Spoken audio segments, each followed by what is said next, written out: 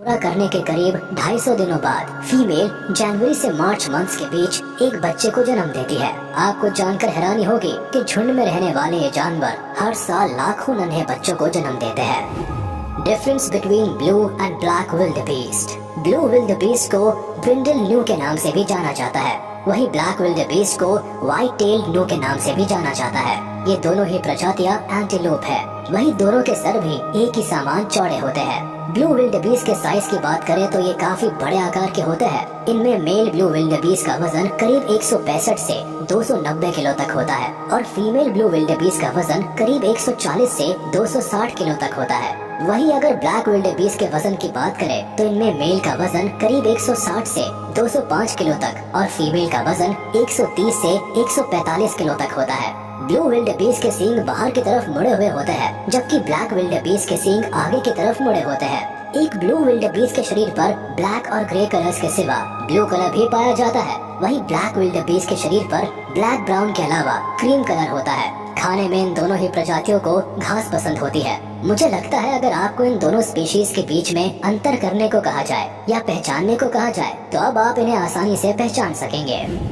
Features and mating process of wildebeest. एक नए जन्मे विल्डेबीस्ट बेबी के शरीर पर येलो और ब्राउन कलर्स पाए जाते हैं। हालांकि जन्म से करीब 2 महीनों के बाद इन बच्चों का रंग अपने माँ बाप की तरह होने लगता है। ये बच्चे करीब 4 महीने तक माँ का दूध पीते हैं। पैदा होने के कुछ ही मिनट बाद ये बच्चे चलने लगते हैं। एक मेल जहाँ 3 से 4 साल में मैच्योर होता है, वहीं फीमेल 2 से 3 साल की उम्र तक मैच्योर हो जाती है। हालांकि जन्म के करीब 10 दिनों बाद ही ये घास चरने के काबिल हो जाते हैं। जन्म होने के कुछ दिनों बाद तक इन जानवरों के सर पर हॉर्न्स नहीं होते, मगर उम्र बढ़ने के साथ साथ इन्हें सींग आने लगते हैं।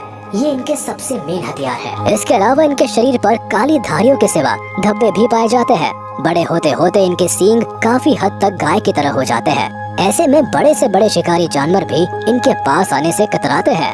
आपको बता दे कि मेटिंग के दौरान एक झुंड में 150 के करीब विल्डेबीस्ट हो सकते हैं। मेटिंग सीजन के दौरान अगर आपने इन जानवरों के करीब जाने की कोशिश की तो आपको मुंह की खानी पड़ सकती है।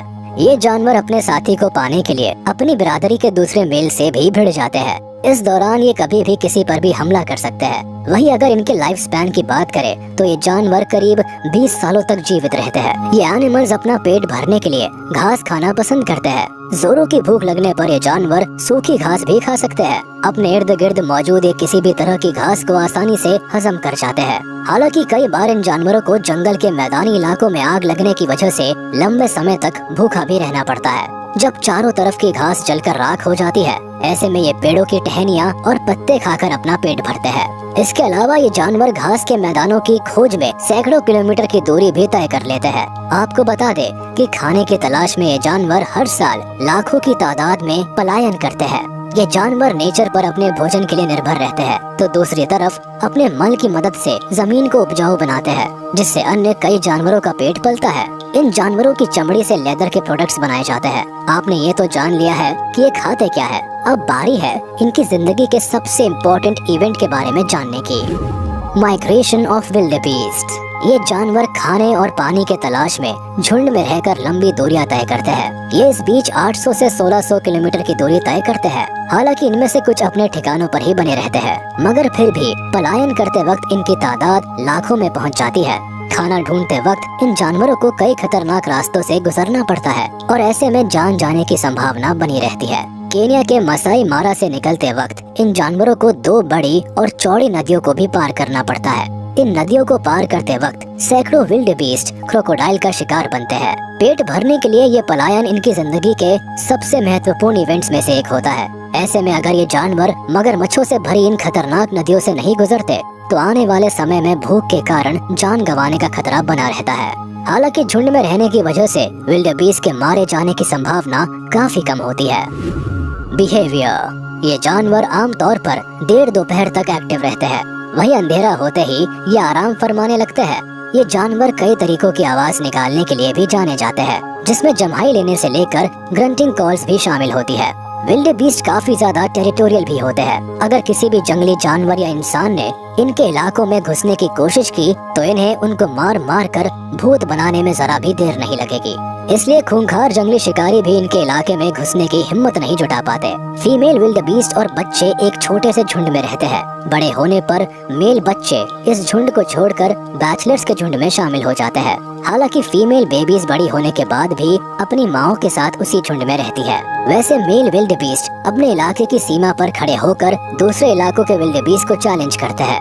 ऐसे में कई बार इन जानवरों में खूंखार लड़ाइयाँ भी हो जाती है।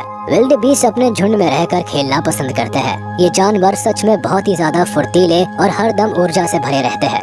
हालांकि अपनी जिंदगी का करीब 50% समय आराम करके बिताते हैं। इसके अलावा करीब 33% समय घास चरने और 12% समय एक दूसरे से इंटरेक्ट करते हैं।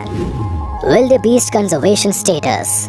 पिछले कुछ सालों के आंकड़ों को उठाकर देखें तो सेरेंगेटी जैसे जगहों में इन जानवरों की तादाद में भारी इजाफा हुआ है। वहीं बोत्सवाना जैसी जगहों में इन जानवरों की तादाद में भारी गिरावट देखने को मिली है। ये जानवर फसलों की बर्बादी के मुख्य कारण है। इसी के चलते किसानों द्वारा भी इन जानवरों को नुकसान पहुंचाया जाता है। ऐसे में कुछ जानवर भूख और प्यास से तड़पकर शरीर त्याग देते हैं।